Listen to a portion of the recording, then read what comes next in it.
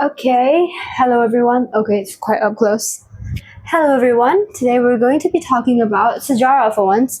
Instead of going from chapter 4 like my first video, I'm actually going to start from all the way to the beginning of chapter 1. Sejarah bab 1, and we're going to start with 1.1, latar belakang negara bangsa sebelum kedatangan barat.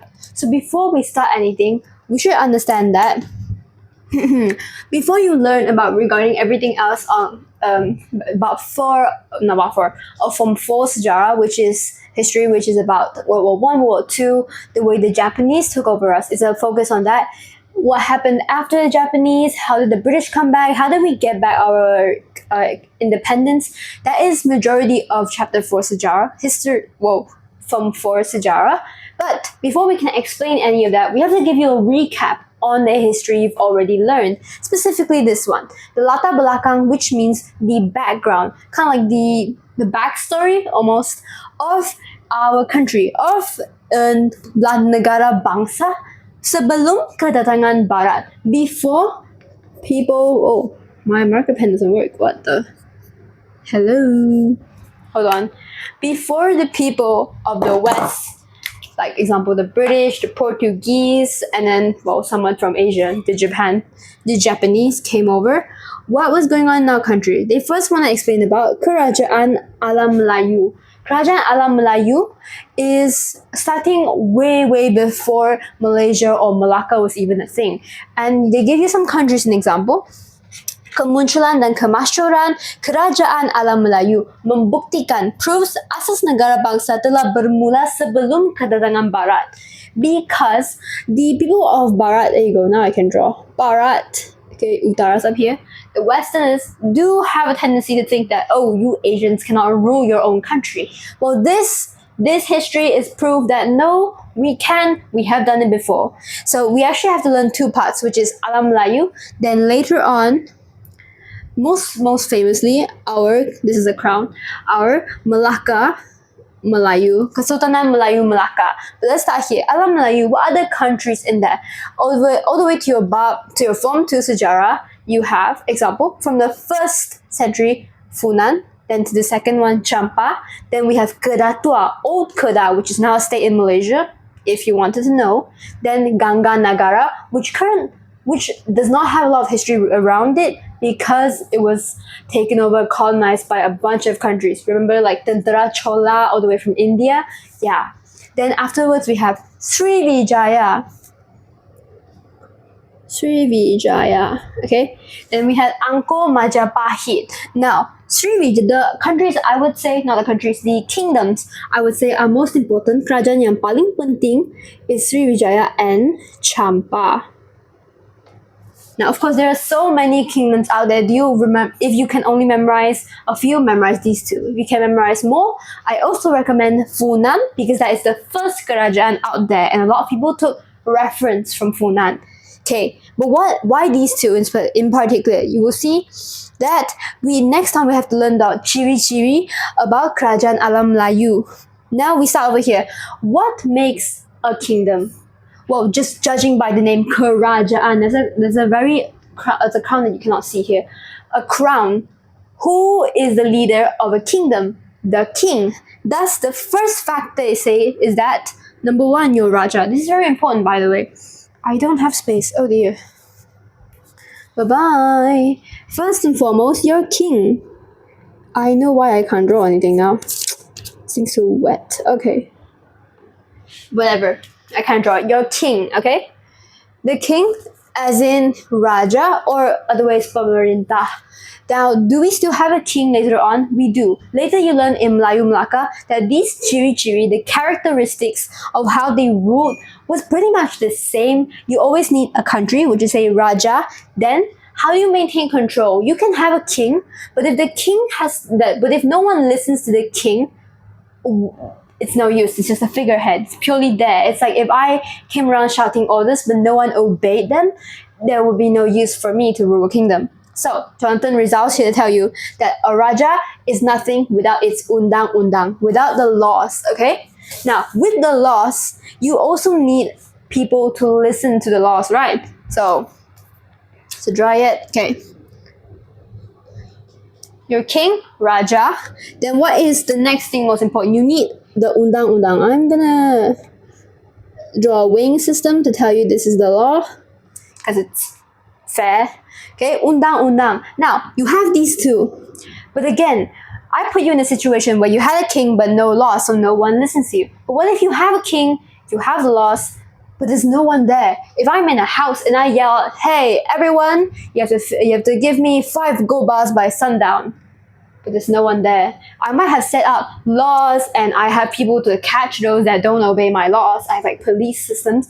Tetapi, tiada sesiapa pun yang boleh mematuhi peraturan saya, mematuhi pemerintahan saya. No one's going to listen to my orders. So, the very crucial thing in a kingdom is its rakyat.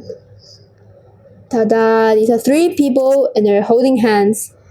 Rakyat. Okay, now the textbook tells you wilayah pengaruh before rakyat, but I do think that this is a better way to think of it. You need a king, you need laws, so that you can have subjects, rakyat, you can have citizens, people to even respect you and listen to you.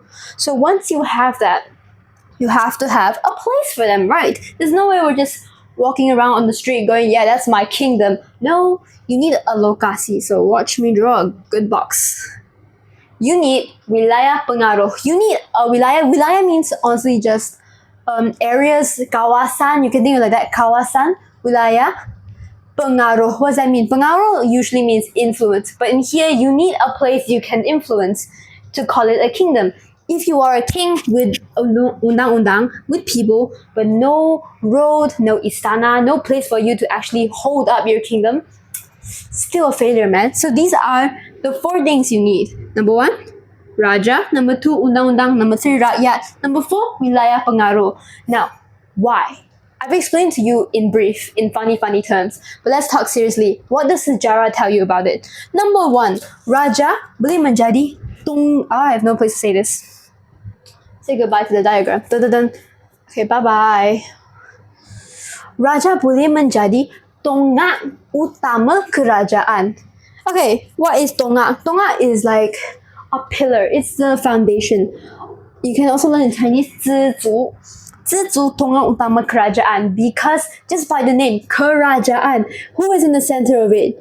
The king, the man in power, is your tonggak utama.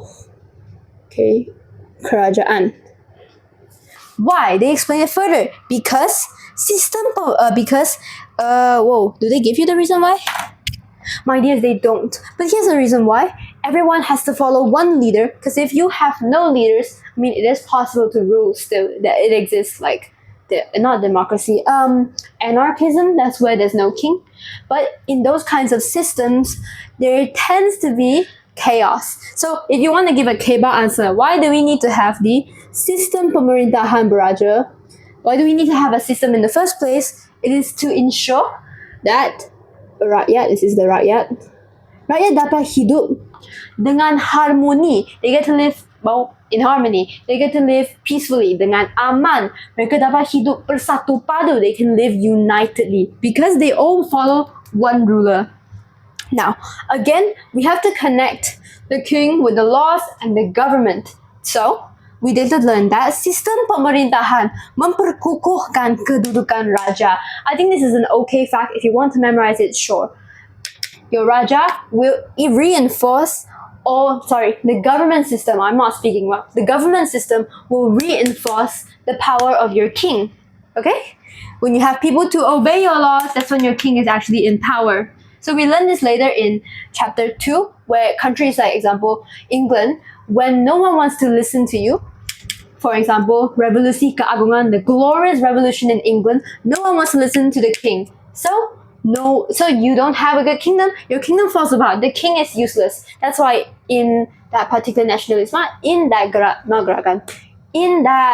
what do you call it, revolusi, there you go. In that revolusi, the king ended up running away to France to leave his own country because you don't have the people to listen to you. So, what else is important?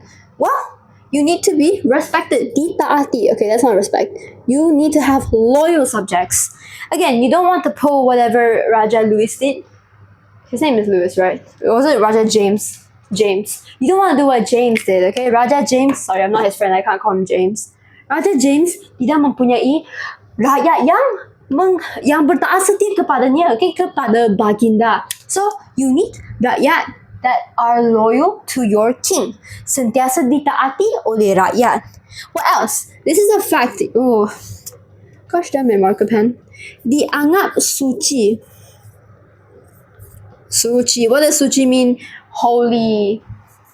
So, this is where I tell you that Champa, Kerajaan Alam Melayu Champa is important because they give you a contoh. Raja Champa dianggap pemerintah yang suci, a leader that is holy, dan dikaitkan dengan Dewa Siva. You don't remember what that means? It's okay. Dewa Siva is a god that they worshipped back in Champa. And so, they felt like their king was connected to a deity. I can't remember if that's like the only god, but the king, Raja, dikaitkan dengan Dewa Siva, a literal deity. That's how important they saw their king as. Okay? Now, we've explained about the Raja, but I want to talk about something else now. Let's talk about where the Undang-Undang put a play into this, okay? So, bye-bye. Undang-Undang, what do you think? Well, we just said that to have when you have king, you can maintain stability, you can maintain keharmonian, keamanan di sebuah negara, and the laws do the exact same thing. That's why I say they're connected. Okay, so my marker pens don't work. So, undang-undang dapat buat apa? Oh, I have to draw my symbol. Dapat menjamin kesejahteraan sesebuah kerajaan. Kesejahteraan. Sejahteraan. So I'm sure you've heard this word before. You can understand it simply as the harmony again. The unitedness, all that. Okay? Undang-undang dapat menjamin kesejahteraan kerajaan. Like that lah. Kesejahteraan. Moreover, dapat menjadi panduan. Okay, where did I put this? Panduan dalam pentadbiran kerajaan. The laws can help be a guide. Panduan, that's what guide means. That's what panduan means. A guide to the government system of a kingdom. Okay? So who does this guy actually belong to? Who does this guy for? Both the people, rakyat, and the ruler. Well, nowadays. Back then, for example, all the way to Revolusi Keagungan, for example, in England, because we're trying to connect this. Bab 2.1 nationalism, 2.2 nationalism di Barat. In England, they had the undang-undang existed, but these laws were written by the king himself. Thus, the rules didn't really apply to the king. Nowadays, rules do apply to the king. That's why we say it's a panduan for anyone who is leading the country. Pentadbiran kerajaan. Okay? So they give you a contoh. Now, I think this is okay. It's a very short one. But if you want to remember it, sure. Majapahit mengamalkan Undang-Undang Kutara Manawa. If you did not know anything about Majapahit, you threw all your information out since Form 2. Majapahit was special because, one, they were a kingdom that actually allowed female rulers, and Kutara Manawa is basically the book they use, their law system, maybe. Their undang-undang that allowed female rulers only if they were part of the royal family. Okay? Cool? We cool with that? By the way, that doesn't actually stand a lot for feminism because a lot of these female rulers died pretty early or were purely figureheads. That means they were the ruler, but there was someone else controlling everything behind them. But feminism, where you get feminism. Moving on, we have to talk about the rakyat. Oh shit. To talk about the rakyat, okay, the people make a big influence on your country. So, rakyat merujuk kepada penduduk di dalam sesebuah wilayah yang setia kepada raja. You see how you can connect this? We just said that the king, raja, perlu ditaat setia oleh rakyatnya, oleh rakyat. Thus, when we talk about the rakyat themselves, here they are, holding hands. Okay. Mereka perlu, again, it's always coming back to this word, loyal. Taat setia kepada rajanya di dalam sesebuah wilayah. Because they need to live somewhere. Okay? Then, they give you another example, which is mereka, rakyat tidak menderhaka. Where is it? Menderhaka means you do not 背叛, you do not betray, you do not raise fights, you can say it like that. You do not betray your country because you're loyal. It's connected. So you can, if you struggle to remember this word, you can always remember that. To get full marks, of course, remember both points. You're loyal to your country in the place you're living in, di sesebuah wilayah, then you do not betray your country, betray your kingdom. Then they give you a contoh, Sriwijaya. This is more important compared to what they gave you about Majapahit. No hate towards Majapahit. Sriwijaya, rakyat Sriwijaya membuktikan kesetiaan mereka. They prove their loyalty, tak setia, dengan kepada Raja Sriwijaya dengan upacara persetiaan dan meminum air sumpah. They give you an image in a textbook. This image, there you go. We're going to explain that real quick. So the people of Sriwijaya were damn loyal. How did they show their loyalty? Macam mana mereka membuktikan persetiaan mereka? Well, they had an upacara, they had a ceremony, you can almost call it a tradition, a ceremony to show their loyalty. Where? We can explain it here. This rock you're looking at, this one right here, is called the inskripsi Telaga Batu yang digunakan dalam upacara persetiaan. Again, the word taat setia, loyalty, the loyalty ceremony. And what they would do is, I will not draw it. So, they're gonna flow. No, they're gonna pour water here, going it down. As you can see, it's like marked textures. There you go. They are causing the water to flow like this, and it will go all the way down here, to which people would drink from. Got it? That's how they show their loyalty to their king. Interesting way. It is what it is. Okay? Then if you want to know like the Malay words they gave it for you, which did they give it to you? They don't. It's okay, I have it for you. Upacara persetiaan rakyat kepada pemerintah Sriwijaya. Air dituang ke atas, which is what I told you. I'm coming back. Air dituang ke atas. Inskripsi Telaga Batu dan mengalir di corong. This is the corong. Oh, can you see it? Tada! Air akan ditadah dan diminum oleh rakyat untuk menunjukkan kesetiaan kepada pemerintah. You're gonna take the water here and you're gonna store it and drink it. Okay, we're cool? And that is almost everything, because you can't forget, we've talked about Raja, tonggak utama kerajaan, and sentiasa ditaat setia oleh rakyat. Then we talked about undang-undang yang menjamin kesejahteraan sesebuah kerajaan dan menjadi panduan kepada siapa? Kepada sesiapa yang dalam pentadbiran kerajaan. Those that are in the government system. Then finally, rakyat bertaat setia. Yeah, because they are penduduk, they are citizens, they are people who live there in di sesebuah wilayah dan bertaat setia kepada raja dan tidak menderhaka. Contohnya Sriwijaya, okay? So, we have to talk about the wilayah now. Wilayah pengaruh, okay?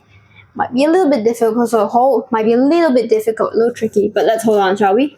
Wilayah Dici pengaruh merupakan kawasan yang rakyatnya menerima dan memperakui pemerintahan seseorang raja. That's the only point given to you. How do you understand that? I didn't understand anything you just said. Okay.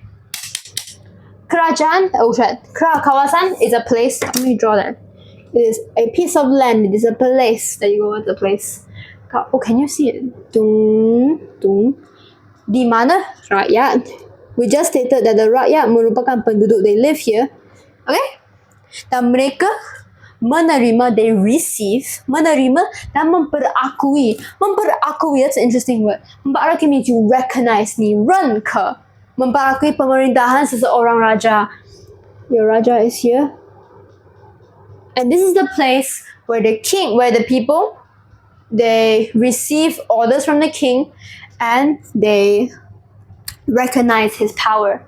Okay? By being loyal to him and then, or to, well actually it's usually him, to him/her in this location. That means you have to have a place to have a kerajaan. You can't do it on the streets. That street does not belong to you. Okay? That would just make you a cult leader instead. So, Do we give a contoh? Yes, we do. Contohnya, Funan mempunyai wilayah pengaruh yang luas. I actually kind of disagree with this one because yes, Funan indeed had big areas to conquer, but they were bigger countries. Like example, Sriwijaya. But let's follow the textbook. Funan mempunyai wilayah pengaruh yang luas, very wide, dari Sungai Mekong, Teluk Chamran, selatan Myanmar, dan Segenting Kra. Okay, Segenting Kra is the current Thailand, and if you must know, Funan nowadays is close to the location of Myanmar, isn't Myanmar a little bit close to Vietnam if you want to count it. Alright, that's all. You've learned everything here. What is this? You've learned everything here for chapter 1.1. So now, let's move on. We're gonna go something different. We're gonna explain from chapter 1.1 to 1.2. So let's update that. 1.1 is all about Alam Melayu. Now, what are we learning about? Where's my book? Now we will learn about ciri-ciri negara bangsa dalam Kesultanan Melayu Melaka. There we go. This is the debut. Oh shit, we were waiting for. Okay, another reason why Sriwijaya, I said from Kerajaan Alam Melayu, is so important. Hal ini dikatakan demikian kerana Sriwijaya, how was it destroyed? It was destroyed by Kerajaan Chola. They had their soldiers, this is from India by the way, they had their soldiers attack Sriwijaya. But you see, while Sriwijaya was falling apart, this is a test on whether you remember your sejarah or not, the Prince of Palembang, not the Crown Prince, just the Prince, we know as Parameswara, I'm not writing his name down, we know as Parameswara, escaped. And he was looking for a new place to rule, to spread, because he knows about how to rule, he knows how to rule a country, he wants to find a location where he can do that. That's why we say wilayah pengaruh is very important. So, although he does go to more places, he goes to Singapore, for example, a lot of drama there, figure that out yourself. Then he comes over to Malacca. Okay, so that's why we can think of it as Sriwijaya is kind of the starting point of Malacca because their prince was from there. So that's why I say they're connected. So what about Melayu Melaka? Well, first of all, is it still called Kerajaan? No. Why? Because by the point Parameswara came over and his descendants ruled, they converted to Islam. That's right. Around the time that Melayu Melaka formed, it was the big spreading of Agama Islam. Alright, so it is now Kesultanan, the Sultanate of Melayu Melaka. Okay, we're good. Now, what is the ciri-ciri? Again, it's the same. The king, that's not the king. The king, and then the law. Then we have the people who obey the law, who obey the king in a lokasi. Let's start, shall we? Now, we learned about Alam Melayu, which is quite simple, I'd say. It's almost like a beginner's guide. Now you're going up to an intermediate level because Melayu Melaka, the Sultanate of Melayu Melaka was damn popular and survived for a lot longer than most of the kingdoms we stated in Kerajaan Alam Melayu. That's why you don't hear someone going, oh, I visited the country of Angkor yesterday. I visited the country of Funan yesterday. Why? Because they collapsed in the end. That's why. So, let's explain that. Number one. Whoa. Is this the same thing? Hi guys. Ding, ding, ding, ding. It is. Raja menjadi tonggak utama kerajaan. Kedudukan raja diperkukuh dengan sistem pemerintahan. All that stuff. And I'm so sorry. I realized I looked at the same page. Okay. So, it is still the same thing. Raja, undang-undang, wilayah pengaruh. But because it is now an intermediate level, because like we say, it's more stable, it is more stable, thus more complicated, okay? How did it become more stable? We have more factors now. We have the same Raja, or now we call Kerajaan, the kingdom, because it's now a sultanate. The kingdom, the people, rakyat, kedaulatan, that's a new word. Then we have lambang, lambang kebesaran, again a new one. Then undang-undang, that's an old one. And wilayah pengaruh. Okay, so who are the new contenders? Kedaulatan and lambang kebesaran. Lambang Kebesaran. Okay. Oh, also kerajaan. Kerajaan has changed. Let's talk about kerajaan first, shall we? Kerajaan muncul disebabkannya adanya raja. The word is called kingdom, so you have to have it if you have a king. Understood? So, after that, they tell you, raja ialah pemerintah tertinggi. Pemerintah tertinggi, the highest ruler. Not that hard to understand. Pemerintahan beraja diperkukuh. Okay, this is something different. Sistem pemerintahan beraja diperkukuh dengan sistem pembesar empat lipatan. This is again form 2 sejarah. What is that? Empat lipatan. Well, yes, you can see this. Here's a pyramid. Yes, you can see the full pyramid. So the king, you punya pemerintah tertinggi on top. Now at the bottom, 1, 2, 3. Okay, at the bottom, this is sistem pemerintahan berempat, which is where you have 4 rulers here, 4 rulers here, 8 rulers here, 16 rulers here, 32 leaders here. Wow, you're like, what's going on? The 4 leaders here, do they explain them to you? Let me check. Ding, ding, ding. They go through it very briefly. Hold up, wait a minute. Dum, da, dum. This is embarrassing, hold on. Ladies and gentlemen, Jonathan Rizal is back because yes, they do explain this to you later on, all the way at page, what is this? Hello, page 8, 1.3, which we're not going to go into today, but I'll give you an overview so we can learn something more in depth next time. So, Sultan is here. Whoa, your Sultan is here. You have 4 main leaders, which I think are the most important. You have your Bendahara, Penghulu Bendahari, Temenggung Laksamana, BPTL. Maybe that's how you can memorize it. Bendahari, you can remember one chiri from them to make them more distinct in your head. Bendahari is the closest person to the Sultan. Okay, controls most of their orders. Okay, so why did I say that? Is because if the king is gone, by king, kalau seseorang Sultan mangkat, okay, then the Sultan is gone and there is no heirs to take over his place, and if there are no family members too, the Bendahari will automatically be the king. This is actually a piece of drama you learn all the way in Form 2, Raja Kecil, where they were fighting because the Bendahara became king, but the Laksamana was like, no, I think the king has an heir. Just watch me. And he finds a supposed heir that is still alive, and there's a whole battle between that. But in the end, the Bendahara stays on top. So next, Penghulu Bendahari controls a lot of money. That's how I remember it. Mereka, did they give it to you? Ding ding ding ding ding ding ding ding. Bendahari, Penghulu Bendahari. Where are you? Menguruskan perbendaharaan secara teratur. Then they urus all the gifts secara ufti, cukai, the taxes. So they are a very money kind of person. Then Temenggung, it's like your police. Before they had a police, they had the Temenggung. So menjaga keselamatan Kota Melaka. Okay, they were on land. Kota Melaka is on land. I assume you know that. It's not on the water. Laksamana, you know the food laksa, right? It's soup. So thus Laksamana is related to the water. I don't know, that's how I remember it at least.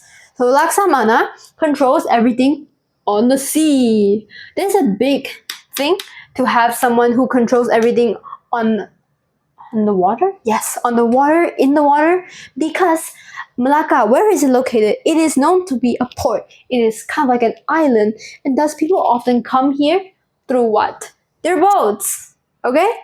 A lot of pirates and stuff like that. So we need a water police to help us. We need someone in the Marines. There we go. So now we move on. We continue. Then this system pembesar empat lipatan is what they're called. Then they help to memperkukuhkan sistem kerajaan. Help to memperkukuhkan sistem kerajaan. Yes, pemerintahan beraja.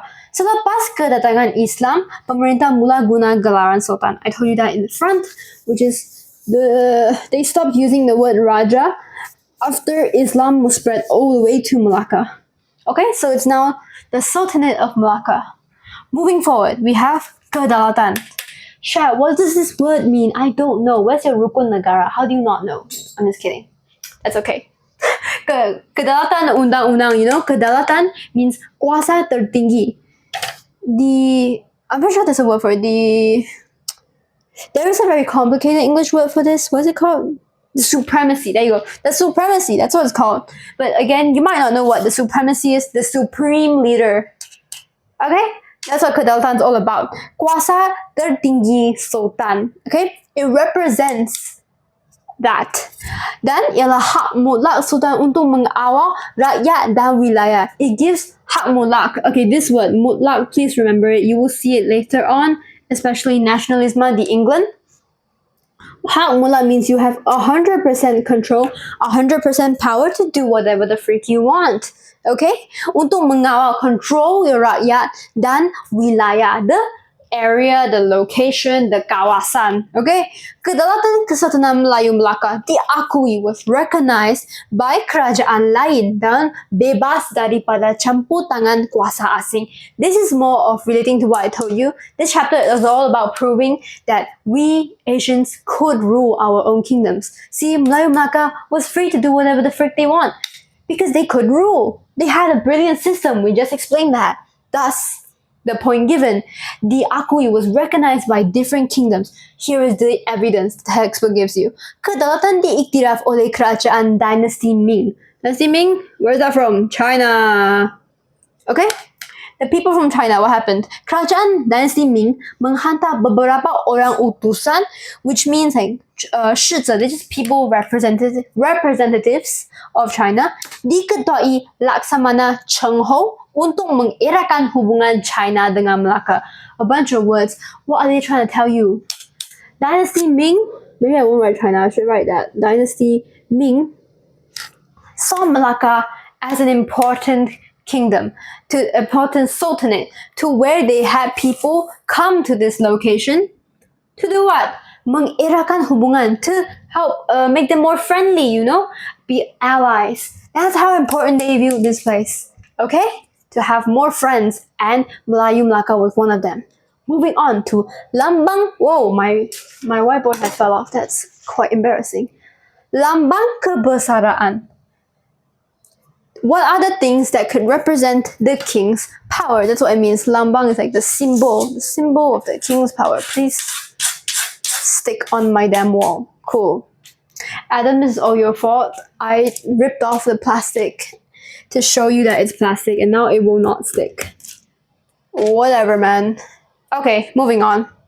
Lambang kebesaran ialah identity sesebuah kerajaan. It's the identity of a kingdom. Ialah keistimewaan, the specialty of the Sultan Melaka. Then, contoh, adat istiadat. This is a word you know again from Form 2. Adat istiadat.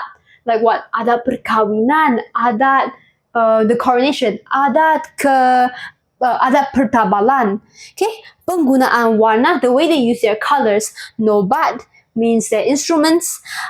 Regalia, which is, you know, like the crowns, the outfits they wear. Dan cap moho, the stamp. The stamp to show like, hey, you get the recognition of Sultan Melaka.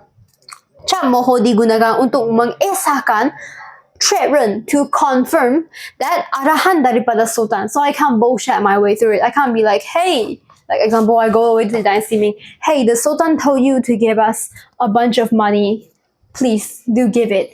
You're like, where's the cap moho? And I'm like, ooh, I'm a fraud. Okay, that's how it works. So moving onwards, that's all you need to know about Lambang Kebesaran. Now we talk about the others. Let's talk about wilayah pengaruh, shall we? Ding ding ding ding. So, not too much of a difference. Wilayah pengaruh ialah kawasan pemerintahan raja yang diterima dan diakui oleh rakyat. That is accepted and recognized by the people. Kesultanan Melayu Melaka mempunyai, oh, I rubbed that off. Wait a minute. KMM. There you go. Mempunyai wilayah pengaruh yang luas. Where have we heard that before? Funan, okay? But Funan and Melaka cannot be compared because Melaka has a larger piece of land than Funan does. So, merangkumi semenanjung tanah Melayu, which is the Peninsular Malaysia. This is where Penang is at, Selangor is at, Johor is at. Then, Pantai Timur Sumatra. Sumatra now is close to Indonesia. So yes, there were a few locations of Indonesia that were a part of Melaka. Then diperoleh melalui, okay, these three ideas. Three ideas: penaklukan, perkawinan, dan naungan. Sorry, I'm just gonna draw a heart. Naungan. Okay. These three methods. One, this one is colonization. You attack people. Alright. You attack them, you say, hey, you lost, that's mine. Simple. Then perkawinan, that means a country sends off their royals, usually the princess. So they give an example, I believe, do they not? Hey, there's no example here. What a shame. I will tell you about the example. Contohnya kerajaan Majapahit, okay? Majapahit menghadiahkan siantan kepada Sultan Mansur Shah. Who is Sultan Mansur Shah? One of the Sultan Malakas. Kerana mengawini puteri Majapahit. That means all the way at Kerajaan Majapahit, the king gave their daughter away, their princess Putri, right? Yes, Putri Majapahit, over to the king to get married with. And when they were married, the Kerajaan Majapahit menghadiahkan, they gifted a location called Siantan. Siantan, if you know what Siantan is, it's kind of funny. Siantan to Sultan Mansur Shah. Because, well, you married my princess, thank you. Here's a piece of land. Apparently that's how it worked. Penaklukan. Oh, I said it's through attacking, but attacking peperangan, like wars, which is all we learn about in chapter 3, World War 1, World War 2, and like the Japanese. That's how they got in our country in the first place. Penaklukan. Then, I thought about that. Naungan. Wilayah yang menerima ketuanan KMM, Kesultanan Melayu Melaka, sama ada melalui perkawinan ataupun persahabatan. So, these two are closely related to each other, in the sense that a lot of places that receive naungan often happen through perkawinan, but you can think of it like this. The naungan is a subset. Naungan is a subset to perkawinan, in the sense that not every perkawinan results in a country being like naungan, being almost protected by the bigger country, but most countries that receive naungan do have a perkawinan relationship. That's not a marriage relationship. Okay, we good here? Then, we also learned that wilayah pengaruh luas membuktikan kewibawaan pemerintah. That means the bigger the land, luas mah, the bigger the land, the more it shows, it proves kewibawaan, the superiority of the leader. Okay, that's about it. Moving on to our final, is it our final point yet? Not yet. Almost final. Let's talk about the undang-undang, shall we? Melaka is famous for their two books. They should know by now. Hukum Kanun Melaka. Written by who? Do they tell you? They tell you in the next page regardless, so... Ding, ding, ding. Oh my god, they don't tell you? What the... Okay, man. I wish I remember. I think it was Sultan Mansur Shah, but I'm not too confident in that, so... Sorry, this was really ugly. Okay. This is your undang-undang. Terdapat dua undang-undang bertulis, yaitu Hukum Kanun Melaka and Undang-Undang Laut Melaka. Alright. This one, pretty obvious. It's for laut, the ocean. This one is for everything else. So, tujuannya untuk mengukuhkan kerajaan, to strengthen the country, the kingdom, and melindungi rakyat, to protect the people. Usually to protect the people from pencerobohan, that means from the intrusion of different outsiders. Example, by having laws instead, you can prevent other people from showing up and being like, hey, I'm gonna take your country. You're like, wait, no, I have laws against that. And you must respect the laws if you want the people's recognition.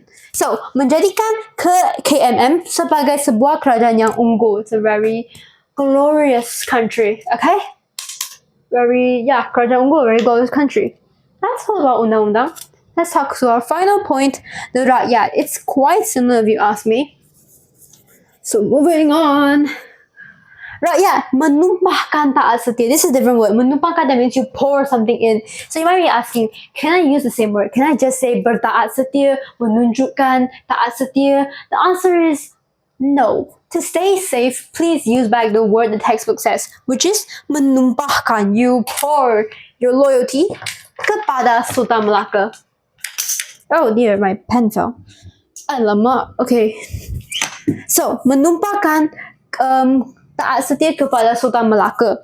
Rakyat mematuhi undang-undang yang dikuatkuasakan oleh dalam Kesultanan Melayu Melaka. As a rakyat, hey, I have no picture for this. Please hold hands. Okay. As a rakyat, you obey the laws that have been given by the Sultan Melaka. Why? Because it is to show your loyalty. Menumpahkan taat setia kepada Raja. No, sorry, not Raja. Sultan Melaka. Then they go on to say, golongan rakyat Melaka terdiri daripada orang Melayu dan orang Laut. Orang Melayu, the Malay people. Orang Laut means the people that are on, that usually refers to not just pirates. Some of them are pirates. Orang Laut, the people that live on the oceans. They usually are people from Sumatra, people from Sriwijaya. If you must know, Orang Laut, Barameswara, our first Sultan King ruler of Melayu Melaka, was part of like the people Orang Laut. Those were his friends. So that's the connection here. Then golongan diperintah, because they have two golongan. Golongan perintah, your rulers, and those that are being ruled. So golongan diperintah, being ruled, terdiri daripada rakyat golongan merdeka, by the free citizens, not as in like buy one get one free, but they have their free will, and hambas. What is hamba? Slaves. Okay, so kesejahteraan rakyat dijamin oleh Sultan. Their peace, kesejahteraan, their harmony is protected by their Sultan. Sebaliknya, rakyat mengakui kekuasaan Sultan, because that the king, the ruler, the Sultan, ensures that everyone lives in harmony. Thus, the people must recognize their king. Okay? So, hubungan timbal balik wujud persefahaman dan ikatan antara golongan pemerintah dengan golongan di pemerintah. Whoa, that was a lot of words. Hubungan timbal balik means that everything here is like, it's a two-way relationship in the sense that both get benefits. Okay, I'm sure you learned in science chapter, like from 2 science, there was mutualism, I forgot the other two, parasitism, one more. Sorry, I've given my information back to my teacher. But this is mutualism in the sense that because the king protects the people, gives them harmony, the people respect the king by recognizing them. Okay, hubungan timbal balik wujud persefahaman, understanding, dan ikatan, ties antara golongan pemerintah, the rulers, and the people that are being ruled.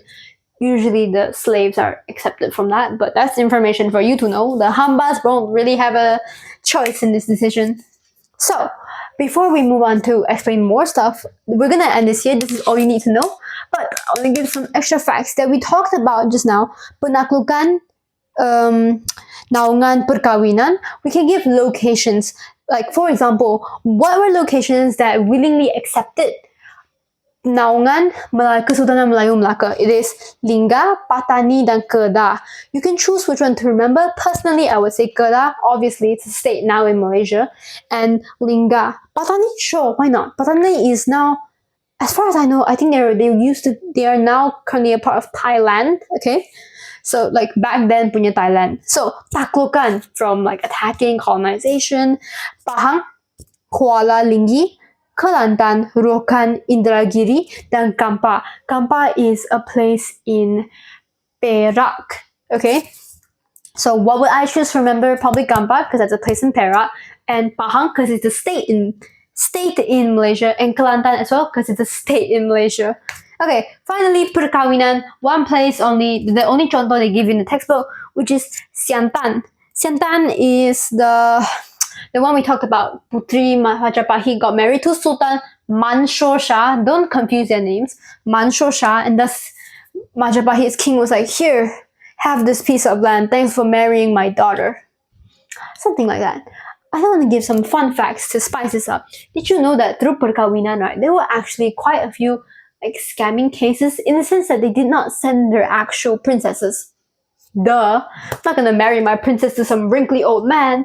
What they did was they gave fake daughters, as in they gave concubines. So it was pretty bad for concubines, honestly. But that was a common thing that happened to concubines. You come over to the palace and you would be the fake princess, fake daughter, so that if the ruler on the other side got married to you and found out you were not the true ruler of whatever country you're from, you probably died. It's on you, not really on the actual princess. So there you go. Now, answering a few questions before we do the recap, which is, you might have noticed that the wordplay here is that we sometimes use the word sultan and pemerintah. You don't really see the word raja being used. Why? It's because that we are talking about Kesultanan Melayu Melaka. So to play it safe, use the word whoa, my marker pen. Gosh, I need to get new ones. Sponsor Adam, sponsor me. Pemerintah, the rulers. The alternative way is to call them the Raja. When would you use the term Raja? I recommend in Kerajaan Alam Melayu. Majapahit, Sriwijaya, Champa. These are places where you can use the word Raja. But Pemerintah is for anything. Then you can also use the word Sultan. Where? In Melayu Melaka only. Never use the word Sultan in the other kingdoms, because for most of those kingdoms did not survive long enough for agama Islam to even influence them. Except for like Majapahit, that did exist when Islam was a thing. But kingdoms like Funan, Champa, they did not live for the day of telegram. Live the day for Islam to be a thing. Okay, so let's do a small recap. I have an alarm, A small recap, which is everything comes down to the basis that the characteristics of both Alam Melayu and Kesultanan Melayu Melaka is that you have a king. In Alam Melayu, we call it Raja. In Kesultanan Melayu Melaka, we call it Kerajaan. You have your rakyat. You have to have people to listen to you. Then you have to have undang-undang so that they have something to follow. Then you also need your location, wilayah pengaruh. You need a lokasi for you to even rule. You cannot rule on the streets. The streets don't belong to you. Nakabuk sa ni papa the land, okay? Then moving on to Kesultanan Melayu Melaka, they have two extra things. Lambang kebesaran, no, three extra things. Two. Lambang kebesaran, which is like the crown, the nobat, the cap mohor. We talked about it. I kind of bullshit my way through this. You need the cap mohor to mengiktirafkan that this is from the real king. Then you have the lambang kebesaran also as the nobat, the instruments, the colors they use. Because if you noticed, in like Malaysia, all the kings wear gold, not yellow, gold. And you might notice that there's one state that does not use gold, which is Johor. There's a whole story about that. But it is the same like drama we talked about. There's no heir, so the bendahara steps up. And because the bendahara is not part of the royal bloodline, they cannot wear gold. They wear black. Okay? Then finally we have what am I missing? Kedaulatan. Alright, the kuasa tertinggi. It shows the supremacy of the leader. Okay? So that is chapter 1.1 and 1.2. Stay tuned for the rest. Bye-bye.